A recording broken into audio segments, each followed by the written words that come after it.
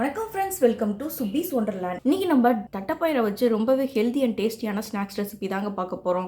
Evening ஸ்நாக்ஸுக்கு ரொம்ப பர்ஃபெக்டாக இருக்குங்க. கண்டிப்பாக நீங்களும் ட்ரை பண்ணி பாருங்கள் ஃப்ரெண்ட்ஸ். வாங்க ஃப்ரெண்ட்ஸ், இது எப்படி பண்ணலாங்கிறத பார்ப்போம்.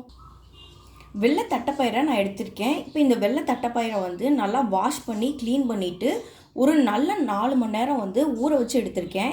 இங்கே பாருங்கள், நல்லா 4 மணி நேரம் நல்லா சூப்பராக ஊறி வந்திருக்கு. இந்த ஸ்டேஜில் தண்ணி நல்லா வடிகட்டிட்டு நம்ம இதை ஒரு குக்கரில் மாற்றி எடுத்துக்குவோம். இப்போ குக்கரில் மாற்றி எடுத்துகிட்டு வந்துட்டேன். இப்போ இந்த தட்டைப்பயிரெல்லாம் மூழ்கிற அளவுக்கு தண்ணி ஊற்றிருக்கேன். இப்போ குக்கர் மூடி போட்டு ஒரு 3 விசில் வரைக்கும் நல்லா வேக வச்சு எடுத்துக்கிறேன். இப்போ 3 விசில் வச்சு நல்லா குக் பண்ணி எடுத்தாச்சு. பாருங்கள், நல்லா சாஃப்டாக வெந்து வந்திருக்கு. இப்போ இதோட எக்ஸஸ் வாட்டர்லாம் நல்லா ரிமூவ் பண்ணி எடுத்துகிட்டு வந்துக்குவோம். இப்போ ஒரு கடாயில் 2 டீஸ்பூன் அளவுக்கு எண்ணெய் ஆட் பண்ணிக்கிறேன். எண்ணெய் நல்லா சூடானதும் 1 டீஸ்பூன் அளவுக்கு கடுகு ஆட் பண்ணிக்கிறேன். இப்போ 1 டீஸ்பூன் அளவுக்கு உளுந்து ஆட் பண்ணிக்கிறேன்.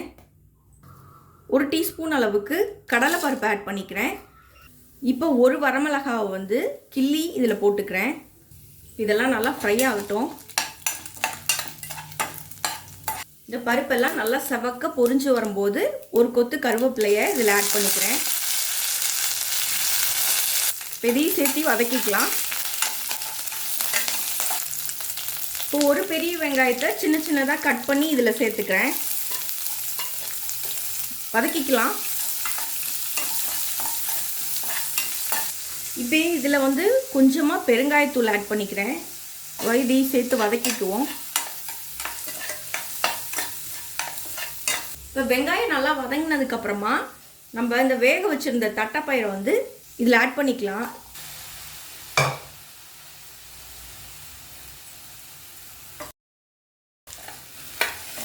நல்லா கலந்து விட்டுக்குவோம். இப்போ இதிலேயே கொஞ்சமாக மஞ்சத்தூள் ஆட் பண்ணிக்கிறேன். தேவையான அளவு உப்பு ஆட் பண்ணிக்கிறேன். சும்மா ஒரு பிஞ்ச் அளவுக்கு மிளகாய்த்தூள் ஆட் பண்ணிக்கிறேன். இப்போ இது எல்லாத்தையும் சேர்த்து நல்லா கலந்து விட்டுக்குவோம். ஒரு கேரட்டை துருவி எடுத்திருக்கேன். இதை ஃபைனலாக சேர்த்துக்குவோம். ஃப்ளேம் ஆஃப் பண்ணிவிட்டு சேர்த்துக்கோங்க. கொஞ்சமாக கருவேப்பிலை 1-2 கட் பண்ணி அதையும் சேர்த்துக்கிறேன். இப்போ இதை நல்லா மிக்ஸ் பண்ணி விட்டுக்குவோம்.